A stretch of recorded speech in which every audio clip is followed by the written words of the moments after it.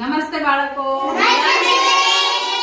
ચલો આજે આપણે એક ચીટક કામ કરવાનું છે. આ શાનું ચિત્ર છે? બતકનું ચિત્ર છે. આ બતકના ચિત્રમાં આપણે રૂ થી ચીટક કામ કરવાનું છે. હા,